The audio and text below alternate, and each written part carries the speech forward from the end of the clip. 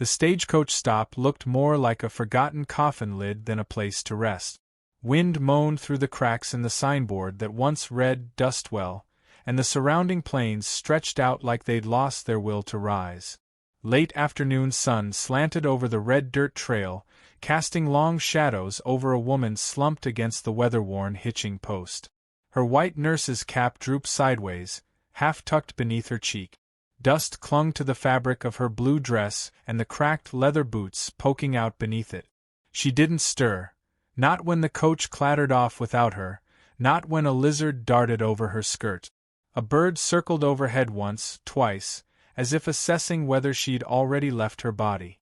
And then came the sound of slow hooves, like a heartbeat in reverse. He didn't shout, didn't call her name, he didn't know it. He just dismounted with the quiet certainty of a man who'd seen too much to be startled by a body in the dirt. His boots hit the ground with weight, not haste. Sun glinted off the revolver at his hip, but it was the line of his jaw, stone-set and unreadable, that made the moment hold. He crouched, a shadow stretching over her like a shelter. Her lips were cracked, cheeks sallow. With careful hands, he slid his canteen into her palm, then steadied it while she drank in stuttering gasps. When she tried to speak, her voice cracked. "I didn't mean to fall asleep." "You fainted," he said, not unkindly. His voice had the shape of gravel and something softer, like worn wool. She blinked at him, dazed. "Stagecoach is gone." He stood. "So are you. You're coming with me." Clara Hollings didn't know if he meant to rescue her, rob her, or bury her. But his eyes, gray and clear as rain-washed stone, held no demand. Just recognition. And for a woman who'd spent the last 4 towns being stared at like a scandal, that meant something. By the time she found her feet, her legs barely obeyed. He didn't offer his arm, just waited as she wobbled. She admired that. Men often offered help for the sake of feeling noble. This one didn't seem to need to feel anything. The ride to his camp was quiet. Her thoughts were louder.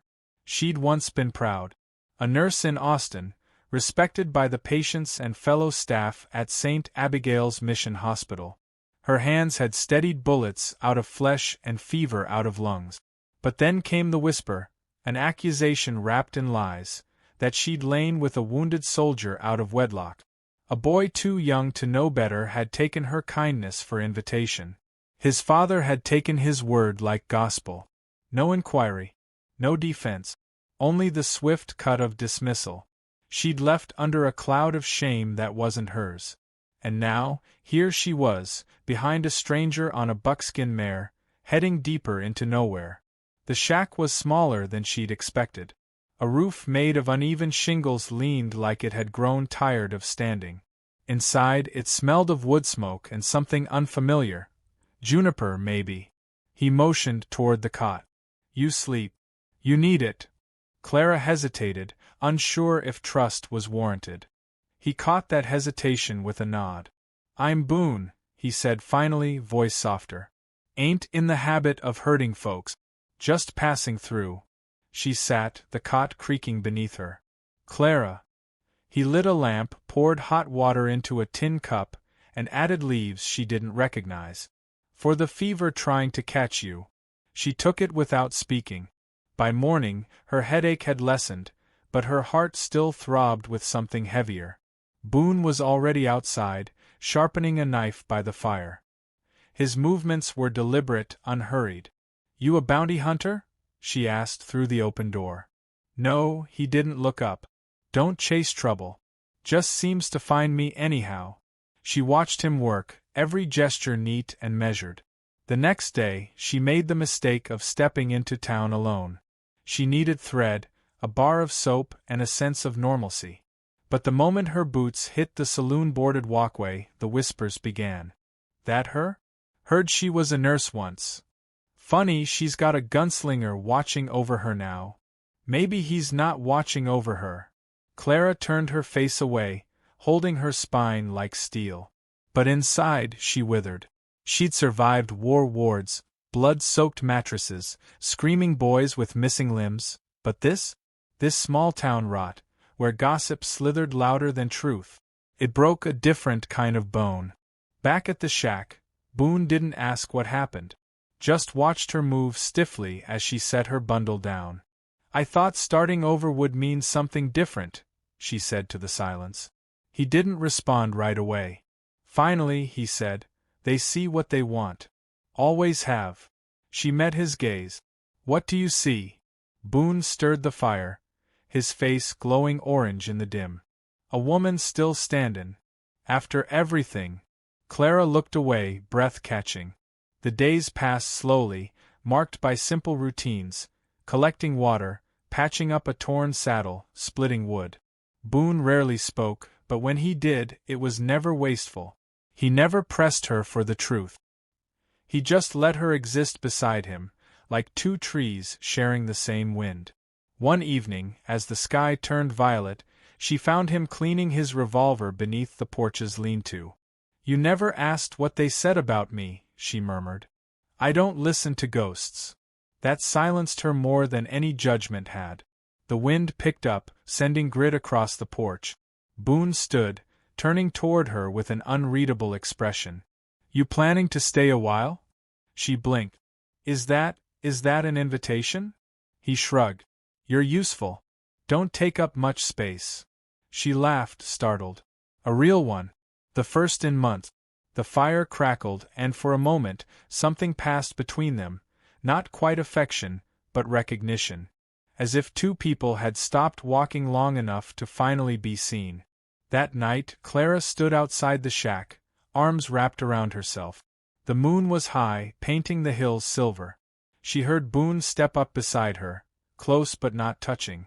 "I've always believed the West don't care who you were," he said. "Just what you survive." Clara turned to him, moonlight etching her face. "Then I suppose I'm still becoming who I am." Boone nodded once. "We all are." And in the hush between them, something unspoken took root. Not romance, not yet. But the beginning of a thing that could one day grow into something strong. Far off, a coyote howled. The world stretched wide, uncertain. But beside her stood a man who had offered neither pity nor possession, only space. And for the first time in a long while, Clara felt the weight of shame shift, just a little. Enough to take one step forward. She didn't know where it would lead. But she wasn't alone anymore. Not entirely. It started with a scream. High-pitched, thin, and sharp as a snapped wire. Clara looked up from the basin where she'd been washing her hands and saw a blur of movement down the town's main street. Dust, hooves, and a boy flying through the air like a rag tossed from a saddle. He hit the ground with a sickening thud, limbs tangled and still. She didn't think, didn't hesitate. Her boots slapped the dirt as she ran, skirts gathered in her fists. By the time she reached him, the townsfolk had already begun circling. Curious eyes. Silent judgment. A woman gasped, "Don't move him. He's probably broken." "No doctor here," someone murmured. "He'll die waiting for one." Clara knelt. Blood pooled beneath the boy's temple, and his leg bent unnaturally. Her fingers trembled just once before memory took over. "He's breathing. I need something to bind this," she said, tearing her petticoat in strips. "And a stick, anything strong. I'll splint his leg." Still, no one moved. Not until Boone stepped through the crowd. He knelt beside her and handed over the wooden shaft of his own revolver holster. She nodded once in thanks, then bent to her work. The boy whimpered. She whispered softly to him, steady and low, until the bone was aligned and bound. Her palms bled from the rough fabric, but she didn't stop. When she finished, the square was silent. Then a slow murmur rose, not quite applause, but something close to respect. "I heard she was a nurse," someone said. "Didn't believe it. She just saved that boy's life."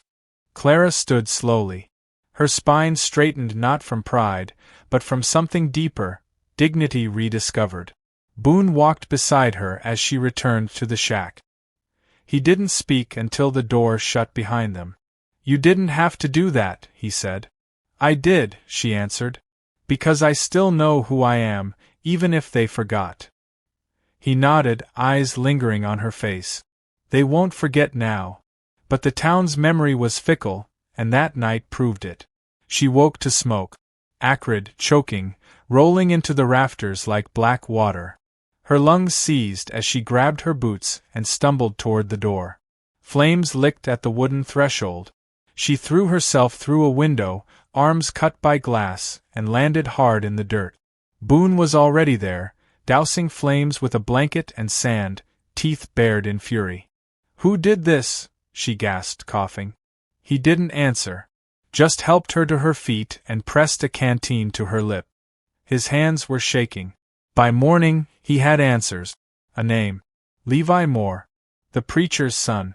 Drunk, bitter, and eager to protect his father's idea of public morality. He hadn't liked how Clara stood tall in the square. Hadn't liked how Boone looked at her with something approaching reverence. Boone found him before the church bells rang noon. No drawn weapons. No blood. Just Boone, dragging the boy by the collar through the double doors of the saloon, voice low but slicing like a knife. "You set fire to a woman's home," he growled, "because she made you feel small." Levi spat. "She don't belong here." Boone's boot met the floor with a heavy thud. "Neither do you, if this is what you call righteousness."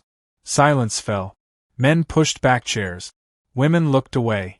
"You're gonna apologize," Boone said. Loud. "And if I ever hear you so much as look her way again, I'll make sure you feel that fire for yourself." Levi's voice cracked when he spoke. "I'm sorry. I didn't mean." Boone turned his back before the words finished. He was already walking away. Clara sat on the porch when he returned, eyes rimmed red but jaw steady.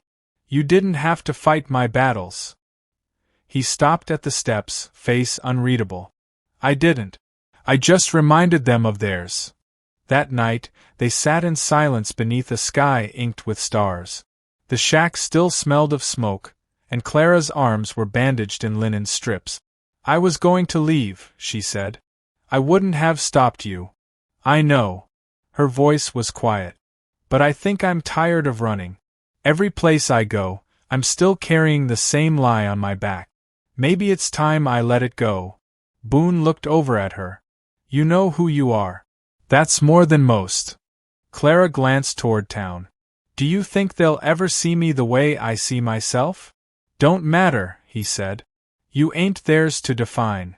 She smiled faintly, turning her eyes to the sky. Spring settled into Dustwell like a long exhale. The trees budded, the days stretched longer, and with them came something unexpected, a dance. It was held in the town square, lanterns strung between wagon wheels and windowsills, fiddlers sawing strings until laughter filled the air. Clara stood near the edge of the gathering, hands folded in front of her, watching the sway of dresses and stomping boots. Boone leaned against a post nearby, arms crossed, hat low over his eyes. She stepped toward him. Slowly.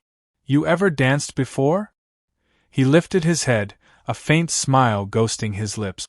"Not the kind that didn't end in someone bleeding." She laughed. "Well, let's risk it." She took his hand. Rough, warm. He didn't pull away. They moved in a slow circle, a rhythm that belonged to no one but them. He watched her like he couldn't quite believe she was real. She stepped closer, letting her head tilt slightly toward his shoulder. The world around them blurred, music, lights, voices, all soft at the edges. "You stayed," she said softly. "So did you." Their hands lingered a moment too long after the music ended, fingers reluctant to part. No grand declarations followed. No promises etched in stone. But that night, under the stars, Boone didn't ride out, and Clara didn't pack her bag. Instead, she walked home beside him. Not behind. Not in his shadow. But beside.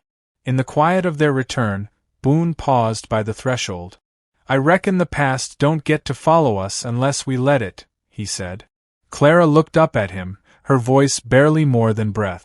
"Then let's stop looking back." He nodded once. "All right then." The door closed behind them, and for the first time in a long while there was peace. Not perfect, not pure, but earned. And some peace, the hard-won kind, is worth more than all the clean slates in the world.